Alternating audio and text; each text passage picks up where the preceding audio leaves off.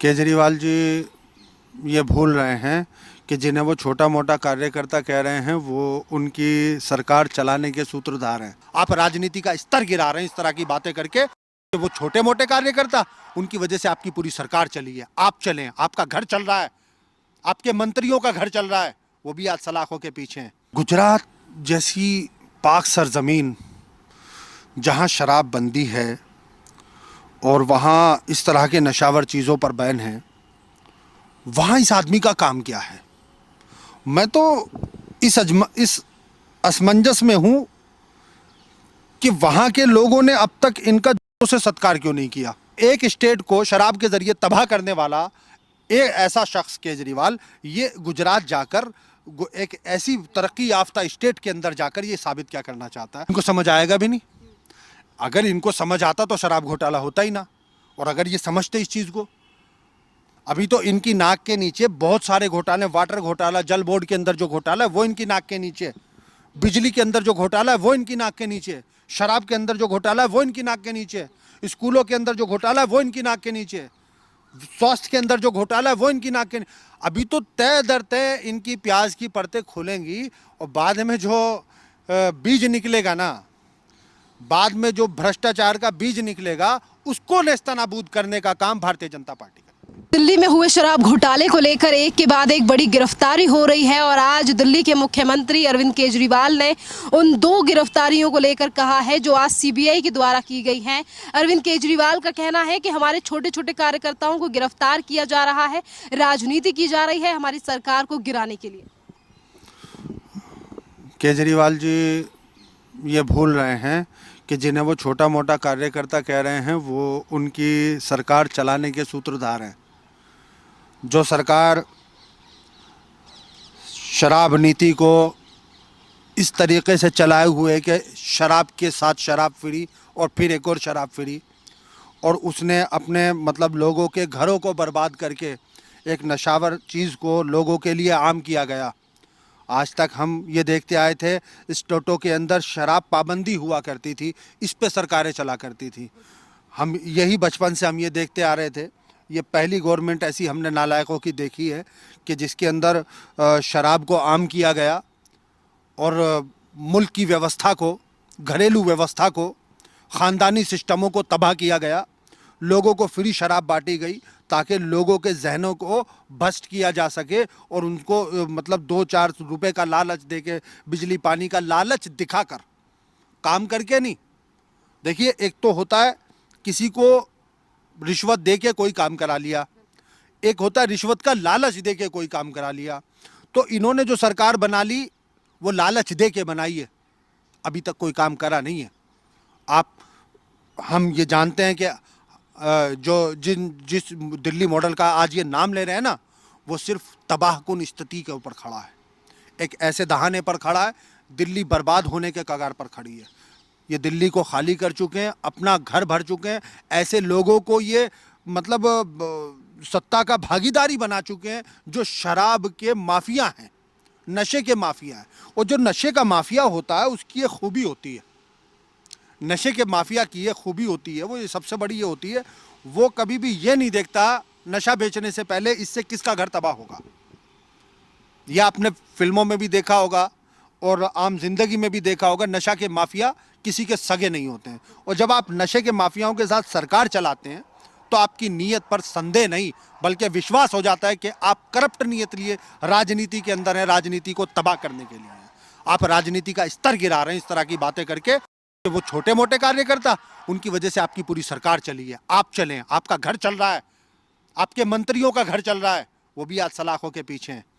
तो और अगर भारतीय जनता पार्टी की सरकार में रहते हुए एजेंसी खुले तौर पर काम कर रही हैं और ऐसे लोगों को सलाखों के पीछे पहुंचा रही हैं, आप तो बड़ी साफ सुथरी बात करने के लिए आए थे ना, तो आपको तो इसका स्वागत करना चाहिए था। आप जिन्हें छोटा मोटा कार्यकर्ता कह के अपनी परेशानी आज गिना रहे हैं, आप तो हाथ खड़े करके कहिए कि आप भाई स्वागत है और इसकी शराब नीति की जांच होनी चाहिए।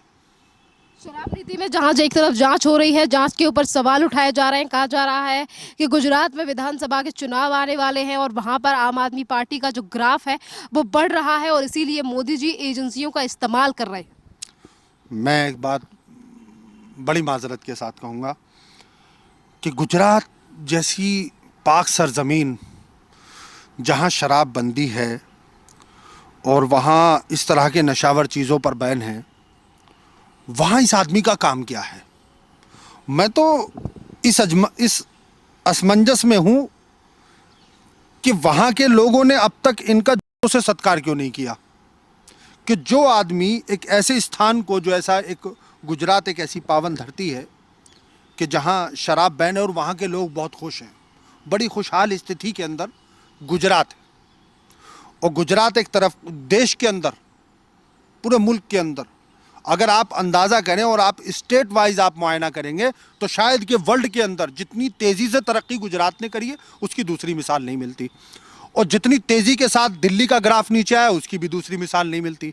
तो एक स्टेट को शराब के ज़रिए तबाह करने वाला एक ऐसा शख्स केजरीवाल, ये गुजरात जाकर एक ऐसी तरक्की याफ्ता स्टेट के अंदर जाकर ये साबित क्या करना चाहता है, और लोग इसके साथ जो जुड़ के वो साबित क्या होंगे?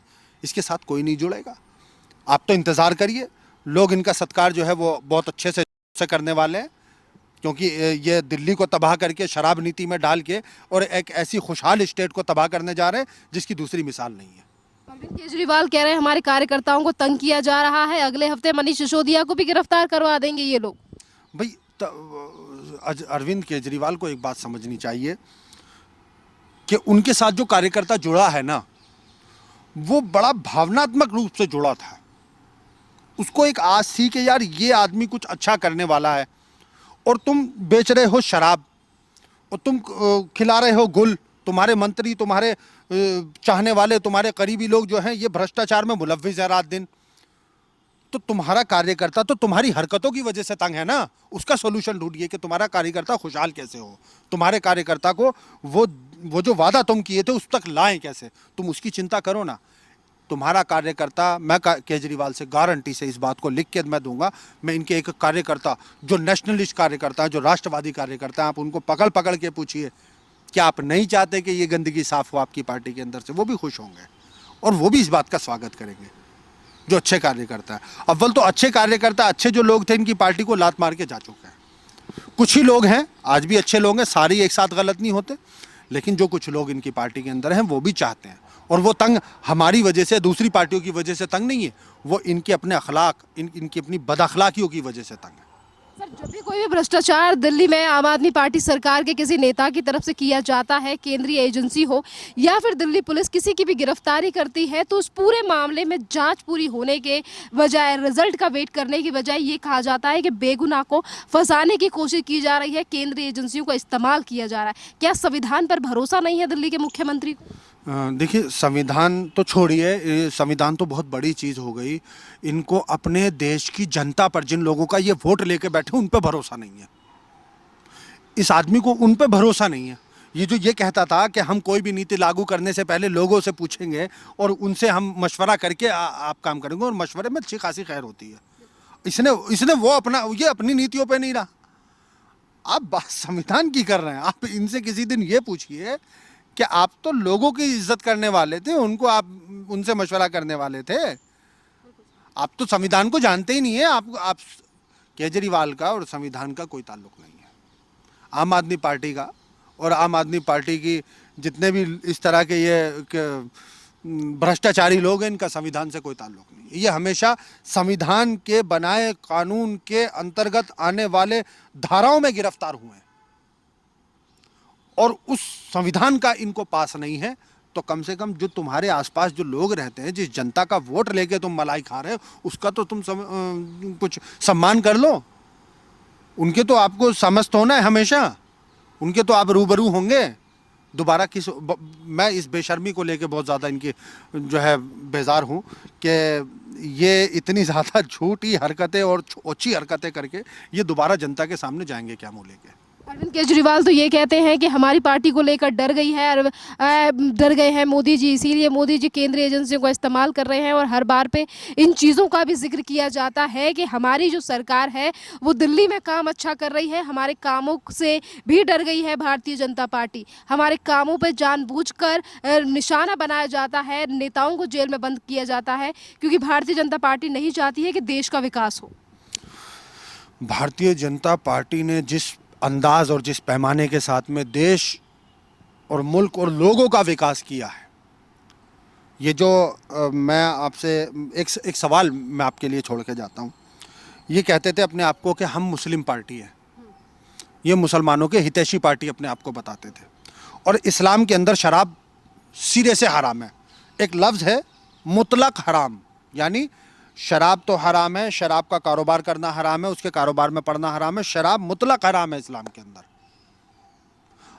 और अपने ऊपर ये क्रेडिट लेते हैं कि हम मुस्लिम पार्टी, हम मुसलमानों की हितैषी पार्टी हैं। तो उन मुसलमानों के लिए भी एक सवाल है कि तुम कहाँ हो, कौन सी पार्टी में हो। और इनके लिए भी सवाल है कि पहले इस्लाम को पढ़ तो लेते हैं, पहले इस्लाम को समझ तो लेते हैं, पहले मुसलमानों की जीवनी तो समझ लेते हैं, मुसलमानों के इश्यूज तो पता होते तुम्हें। तुम बन गए इस्लामी हितैषी और बेच रहे हो शराब। और मुझे ताज्जुब ये हो रहा है तुम्हारे मुंह पे तुम्हारी पार्टी के मुसलमान। ये वाकई में ये हमारे लिए इतना ही बड़ा मकाम था कि कोई आदमी ये अपने आप को इस्लामी अलंबरदार कहे और वो शराब का कारोबार करता हो। तो वाकई में इस्लाम के अंदर इसकी जो है व्यवस्था है, बाकायदा ऐसे लोगों को सज़ा दी जाती है जहाँ इस्लामी कानून, इस्लामिक व्यवस्था है। लेकिन ये जो है, जो जिस तरीके से ये उल्टा काम कर रहे हैं और ये कह रहे हैं कि हम मुसलमानों के हितैषी हैं, तो मुझे बड़ी शर्म आती है। आपका सवाल था कि भाई भारतीय जनता पार्टी पे ये इल्ज़ाम है कि वो डरा रहे हैं इनको। तो भाई भारतीय जनता पार्टी ने कभी डराने की राजनीति नहीं करी है, विकास की राजनीति करी है। भारतीय जनता पार्टी अपने इस विकास के एजेंडे को इतनी ऊंचाइयों पर लेकर जा रही है कि केजरीवाल के झूठे आरोप और झूठी नज़र वहाँ तक कभी नहीं पहुँच सकती। शराब के घोटाले में एक के बाद एक बड़ी गिरफ्तारी हो रही है। दिल्ली के मुख्यमंत्री कहते हैं मुझे आज तक नहीं समझ आया कि ये शराब घोटाला है क्या। इनको समझ आएगा भी नहीं। अगर इनको समझ आता तो शराब घोटाला होता ही ना। और अगर ये समझते इस चीज़ को, अभी तो इनकी नाक के नीचे बहुत सारे घोटाले, वाटर घोटाला, जल बोर्ड के अंदर जो घोटाला है वो इनकी नाक के नीचे, बिजली के अंदर जो घोटाला है वो इनकी नाक के नीचे, शराब के अंदर जो घोटाला है वो इनकी नाक के नीचे, स्कूलों के अंदर जो घोटाला है वो इनकी नाक के नीचे, स्वास्थ्य के अंदर जो घोटाला है वो इनकी नाक के नीचे।